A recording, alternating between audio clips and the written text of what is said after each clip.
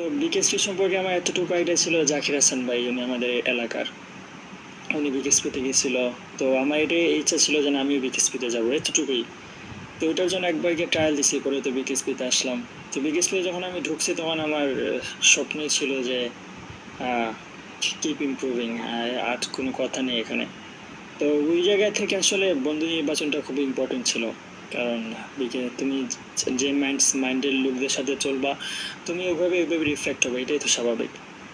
তো ওই হিসাবে আমার আসলে তোমার সাথে ঘনিষ্ঠতা হওয়া, কারণ আমি জানি যে তোমার পজিটিভ মেন্টালিটি। তারপরে প্র্যাকটিস আমি দেখলাম যে রানিংয়ে বিশেষ করে ছেড়ে না দেওয়ার মন মানসিকতা। টায়ার্ড লাগতেছে তো কি হয়েছে, হু গিভস এ শিট, দৌড়াবো, কোনো সমস্যা নেই, এই কত কষ্ট দিতে পারে, এই যে একটা মন মানসিকতা, এটা আমাকে ইন্সপায়ার্ড করতো।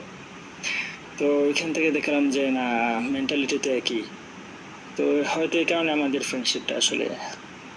সো তোমার মনে আছে আমরা যখন জেএসসি এক্সামের টাইমে এবং আরো পরে আরো অনেক দিন, ধরো এখনকার ইয়াং জেনারেশনের ছেলে পেলেদের যে অনেক এক্সকিউজ থাকে যে ভাইয়া আমার এত সময় নাই, ঠিক আছে, আমি এইভাবে ম্যানেজ করতে পারতেছি না, ওইখানের সিচুয়েশনটা এরকম বইলা আমার পক্ষে সম্ভব না, আমি চাইলেও পারতেছি না।